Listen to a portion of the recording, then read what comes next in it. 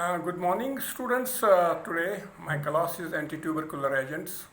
It envisages of actually three lectures. The whole anti-tubercular, it is regime, it is, I would say different drugs, first generation, second generation, and then we have to go for the RNTPC. And then I will have three lectures, two lectures, and I have one video that will be there in the second part. Now, anti-tubercular agents. Anti-tubercular agents, tuberculosis is a chronic granulomatous disease. In developing countries, it is a major health problem. 30% of the world population is infected with Mycobacterium tuberculosis infection. In India, more than 2 million people develop acute disease every year and 500,000 die. So this is the tuberculosis, Mycobacterium tuberculosis. Now, it is an infection difficult to treat, and also typical growth characteristics it has. It is a peculiar cell wall structure it is having, and then we have a waxy appearance due to the mycolic acid.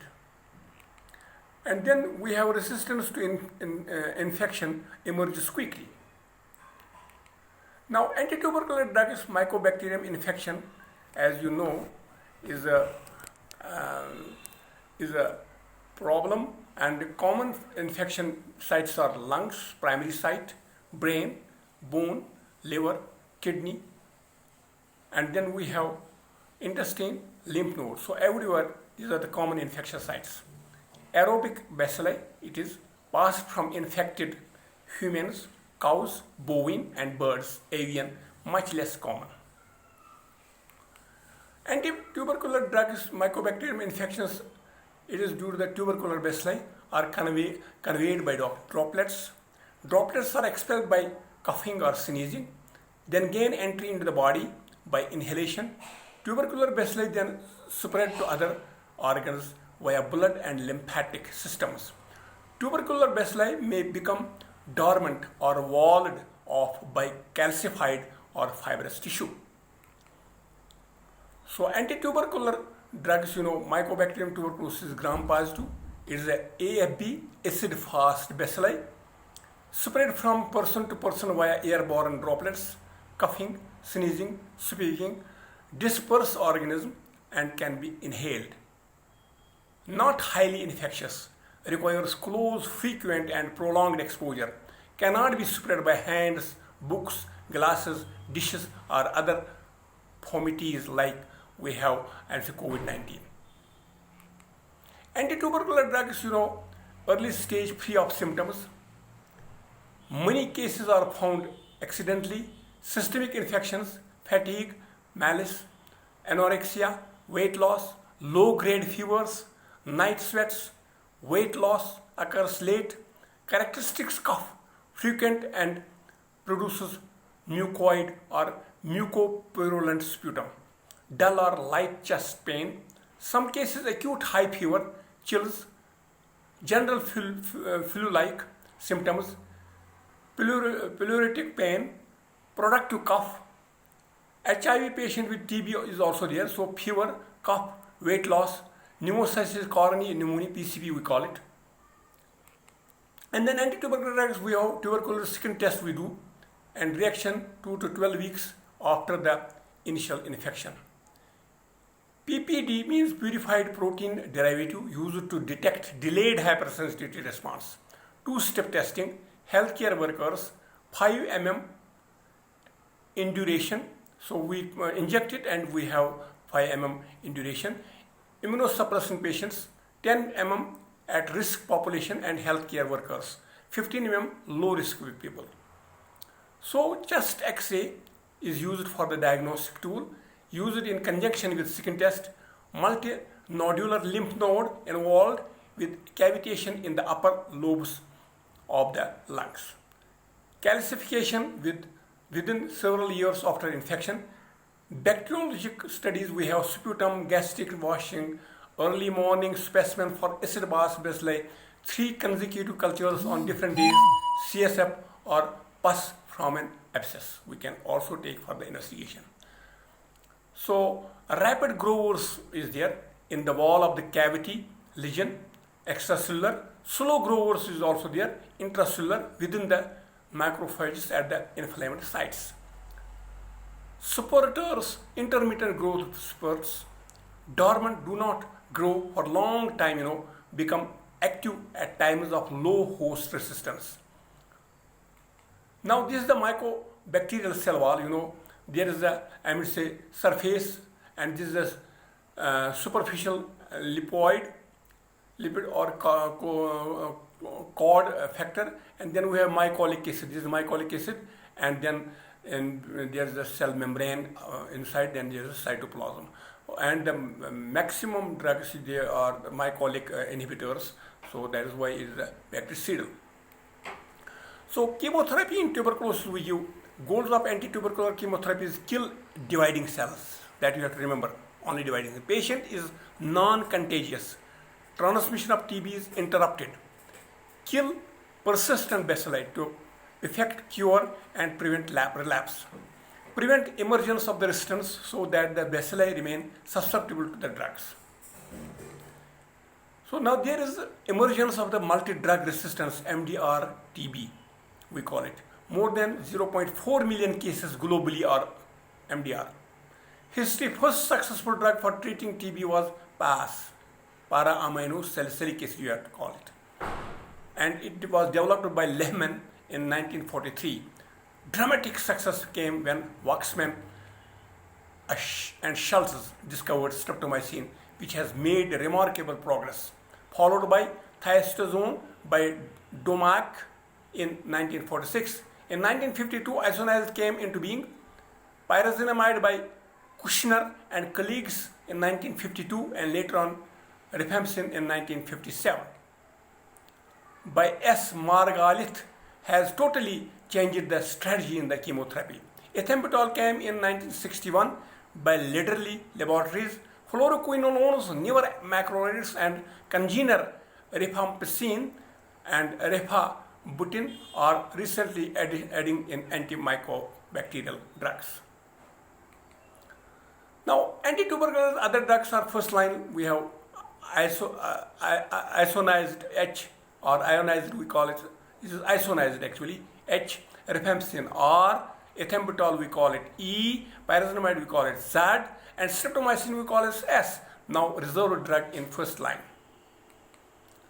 Now second line we have thiazolone, PAS we have para-amino salicylic acid, ethionamide ETM, kanamycin, cycloserine, amikacin, and capreomycin. Newer second line drugs we have ciprofloxacin, ofloxacin, leofloxacin, clarithromycin, azithromycin, rifabutin. Now drugs used in tuberculosis, we have first line drug, highly efficacy, low toxicity, and second line drugs we have low efficacy but high toxicity, they are both. In the first line we have INH, rifampicin or rifampin, pyrazinamide, ethambutol, and streptomycin. Second line we have ethionamide, para-amino salicylic acid, that we call as the PAS, cycloserine, amikacin, capreomycin, fluoroquinolones, and rifabutin. Isoniazid, or we call it isonicotinic acid, H we call it, essential component of all anti-TB regimes. We give this drug for all TB regimes except tolerance to H or resistance. It is tuberculocidal. It is a tuberculocidal. It kills fast multiplying organisms and inhibits slow acting organisms. Acts both intracellular, present in the macrophages, and extracellular bacilli. It is the cheapest anti-tubercular agent, AT agent. Anti-tubercular agent, atypical mycobacterium are not inhibited by INH, not active against any other microorganisms. Mechanism of action, I have already told you, it inhibits synthesis of mycolic acid. This cell wall is unique in the mycobacterium, unique fatty acid component of mycobacterial cell wall. Now, INH enters the bacilli by passive diffusion, and it must be activated to become toxic to bacilli. It becomes toxic by CART-G.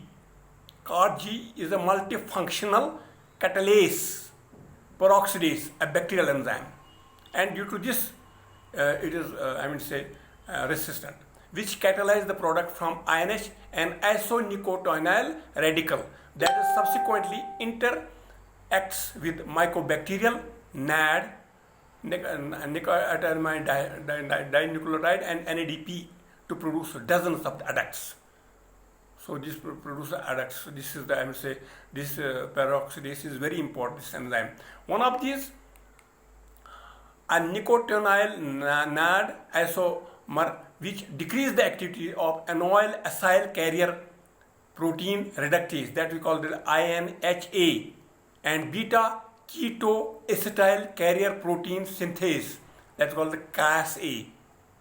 Inhibition of these enzymes decrease the synthesis of the mycolic acid. So once we inhibit them, naturally the synthesis is being, inhibited with an essential component of the mycobacterial cell wall and cause cell death. So naturally, once this cell wall is inhibited, the mycobacterial cell wall, and it causes the cell death. So this is the mycolic acid outer, and there is the arabinogalactone, peptidoglycan like we have in penicillin, and there is a cell membrane. This is the mitochondria, and then inside there is a DNA RNA polymerase, mRNA, and the mRNA, this is the protein which is being synthesized from the mRNA. This is the cytoplasm.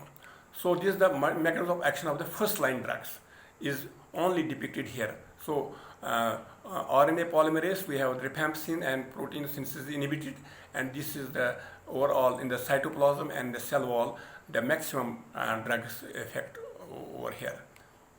So INH, mycolic acid there is, and then we have a pyrazinamide, it goes to the mitochondria, and then pyrazinamide inhibits the mitochondrial ATP. And then we have a rifampicin RNA polymerase, which inhibits the RNA polymerase, and then this is ethambutol, it goes to arabinogalactone, peptidoglycan, it is being inhibited. And then we have a streptomycin and protein synthesis is being inhibited. So this gives the overall view of the mechanism of action of first line drugs. Now, antitubercular agents, another adduct, a nicotinyl NADP isomer, potentially mycobacterial dihydrofolate reductase, interferes with the nucleic acid synthesis. These adducts also produce H2O2, no radical and other free radical which are toxic to bacilli. If INH is given alone, so if we have multiple drugs are being, if INH is given alone, interfere resistant bacilli proliferate selectively, and after 2 to 3 months an apparently resistant infection emerges. So we have not to give the single drug. So single drug is given, and we give a single drug. 2 to 3 months after that, resistant infection emerges. So that's why there is a fixed dose combination, there is a multiple drug regime. Because of this tuberculosis produces MDR, and that's why we should not give the single drug. After 2-3 months, there is a resistant infection. And mutation of this catalase peroxidase gene is bacilli do not generate the active metabolite of INH. Combination of therapy with INH has a good resistance preventing action. So once we have a combination INH, and then there is it prevents the resistance. There is no cross resistance. So pharmacokinetics of the INH, completely absorbed orally, penetrates all body tissues. This is the plus point for the INH. It goes everywhere. If infection is in the brain, in the lungs, in the kidneys, in the wherever, it goes there. Tubercular cavities, placenta and meninges. Metabolized in liver by acetylation, you have to remember it. I have told you in the metabolism, the second part, it is the acetylation by the help of which the INH is being metabolized. And metabolites are excreted in urine.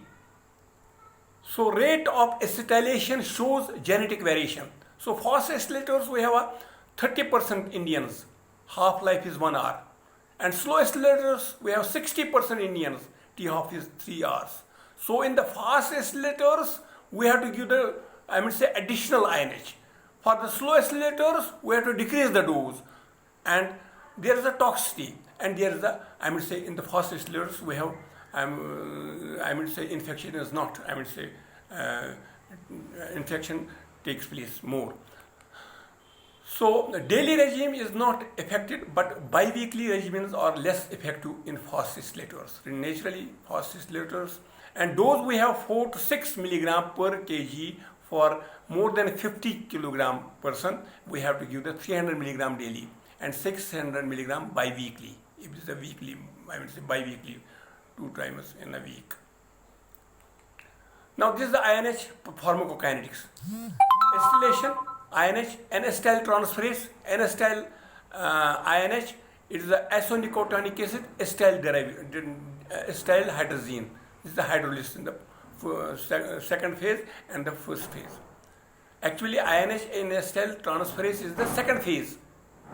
It is second phase. There is no first phase. There is no hydrolysis. There is no reduction. There is no hydrolysis in INH. It goes directly for acetylation. And then N-acetyl transferase, it is the genetic variant. And then acetylation is the second phase, and genetic polymorphism affects INH metabolism that I have already discussed in the metabolism. So slow acelerators are at high risk of the developing neuritis. So ADR, we have well tolerated drug, peripheral neuritis is there, and other neurological manifestations like paresthesia, numbness, mental disorientation, and rarely convulsion due to interference with the utilization of the pyridoxine and increase of excretion in urine. So we have to give pyridoxine for neuritis purposes, particularly in the, I mean, slow accelerators. If we have that genetic test, we can also do a study to see the status in the, I would say, in population. Due to pyridoxine given prophylactically 10 mg per day, which prevents neurotoxicities. INH neurotox treated with pyridoxine 100 mg per day we can give. But there is also second hepatitis, more common in older patients and alcoholics. It is a reversible process. Once if it is hepatitis is there, it can be reversed. We can, I would say, withdraw the drug and it is reversible. We have number 3, rashes, fever, acne, and arthralgia. And rifampicin, or we can call it as the R, semi-synthetic derivative it is the second drug, and rifampicin B from Streptomyces mediterraneae. It is bactericidal to Mycobacterium tuberculosis and others.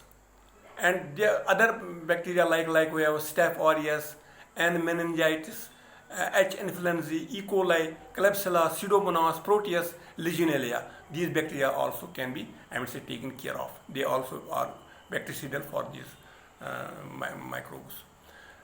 Best action on slowly and intermittently dividing bacilli on extracellular as well as intracellular organisms. So both organisms are taken care of. Also act on many atypical mycobacteria, have good resistance preventing action. It has got a good resistance activity. Mechanism of action inhibits DNA dependent RNA synthesis. Decrease bacterial RNA polymerase naturally. So selective because does not decrease mammalian RNA polymerase. So it is selective. That's why it affects only the mycobacterium.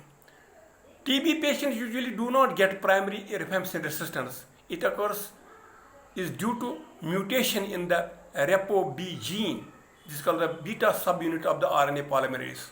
No cross resistance is found in.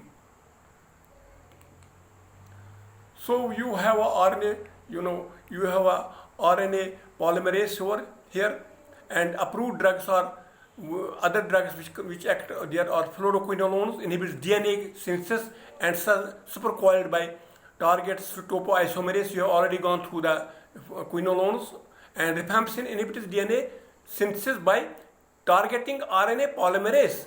Streptomycin inhibits protein synthesis by targeting the 30S ribosomal subunits. Macrocysts target 23S ribosomal RNA, inhibiting peptidyl transferase. So this is the mycobacterium where it affects. And then we have mycolic acid, cell wall, this is the INH where, and ethanoamide where it inhibits. Inhibits mycolic acid synthesis, ethambutol inhibits cell wall. It is here cell wall synthesis. Pyrazinamide inhibits cell membrane synthesis. These are the experimental drugs TMC 207 and in its ATP synthesis PAA24. These are the experimental drugs. You need not to remember this. And these are the newer generations. But you just go through this, figure and just recollect where the drug acts, where the mechanism of action of these drugs takes place. So, pharmacokinetics, well absorbed orally, widely distributed in the body, penetrate cavities, caseous mass, placenta and meningitis. Because this is the first and foremost, the quality of the drug, that it should go everywhere where the infection occurs. Metabolism is through liver, excretion mainly in bile and some in urine. That's why once you see rifampicin is taken, in bile it is haldi wala rang, urine also haldi wala rang. If somebody weeps, there is a haldi wala rang, because rifampicin is haldi wala rang. So half-life is 2 to 5 hours. ADR, we have also hepatitis, produce hepatitis in some patients, mainly in patients having pre-existing liver disease. And that's why we have to have the baseline, we have to have the LFT. And in those related jaundice required stoppage of the drug once there is a jaundice. And respiratory syndrome, breathlessness, shock and collapse person can be. Purpura, hemolysis, shock, renal failure also can be there through this rifampicin. And antitubercular agents for cutaneous syndrome, flushing, pruritus and rash, face and scalp, redness of watering of the eyes, that I have already told, redness. And flu syndrome, nausea, vomiting, abdominal cramps. Urine and secretions may become red, because of the color of the rifampicin, which are harmless, and patient should be told about this fact. Sometimes if the patient is not told, he will be a bit, very much, panicky. So the patient should be told about this initially. And then drug interactions, we have rifampicin is microsomal enzyme inducer. It inhibits. You should remember it that rifampicin induces the metabolism of other drugs. Once you mix up this drug with, if the female is having the, this contraceptives, it induces the contraceptives also. So that's why there is, the patient can conceive. So it is inducer. Rifampicin is always, you should remember, it is inducer. It increases several cytochrome 450 enzymes. It also increases its own metabolism as well as of others. So half-life is decreased once you continuously in single drug is given. Oral contraceptives, warfarin, steroids, sulfonylurea, digoxin, theophylline, metoprolol, fluconazole and ketoconazole, these all drugs are being, induced. So the oral contraceptives I have already mentioned, warfarin, warfarin will not act. So we have to increase the dose. Steroids also, they have more, metabolism, brisk metabolism. Sulfonylurea also, digoxin also, theophylline also. That means their concentration is decreased. Induced means decreased, cytochrome 450. Inhibit means increased. You should always remember these things. So antitubercular, we have contraceptive failure can occur if given simultaneously in childbearing age woman taking oral contraceptives. So other uses. Atypical mycobacterium, we give Mycobacterium kansasi and marinum, avium, intracellularly. So these we can use this rifampicin for this. We can use it for the leprosy. We can use this for prophylaxis of the meningococcal and H. influenzae meningitis, MRSA, methicillin-resistant Staph aureus, and diphtheroids and Legionella, along with doxycycline first line therapy in brucellosis we can give. So dose is 10 milligram, 8 to 12 milligram per kg for increase when there is a 50 kilogram adult, and or we can give 600 milligram OD. Pyrazinamide, it is called as ZUD here. Chemically, INH, weak tuberculocidal. Weak tuberculosis. It is tuberculocidal, but it is weak. More active in acidic medium. Pyrazinamide, you should know where there is the acidic medium, it affects there. More lethal to intracellular bacilli. That's why there's a acid media intracellularly, so the drug acts there more, and to those at sites showing an inflammatory response. Therefore, effective in first 2 months of therapy where inflammatory changes are present. So, good sterilizing activity it produces. It is used enable total duration of therapy to be shortened and risk relapse to be reduced. Mechanism INH decrease fatty acid synthesis, but by interfering with a different fatty acid synthesis encoding gene. So pyrazinamide is thought to enter Mycobacterium tuberculosis by passive diffusion and convert it to pyrazinoic acid inside. It is active metabolite, so it is also, pro-drug, pyrazinoid. When it goes inside, it is called as a pyrazinoid acid. It is active metabolite is bacterial pyrazinomidase enzyme. This metabolite inhibits Mycobacterium fatty acid synthesis. That's called as 1-ENZ, and disrupts mycolic acid synthesis needed for cell wall synthesis. Mutation in the gene is PCNA, we call it. It is a mutation gene. When it produces the resistance that encodes pyrazinamide enzyme is responsible for drug resistance, minimized by using drug combination therapy. So pharmacokinetics, it is absorbed orally, widely distributed, good penetration in CSF, it goes to CSF also, metabolized in liver and excreted in urine. Half-life is 6 to 10 hours. ADR is hepatotoxic, dose-related, arthralgia, hyperuricemia, flushing, rashes, fever, and anemia. Loss of diabetic control is there. So dose is 10 to 30 milligram per kg daily, or we can give 1500 milligram if the body weight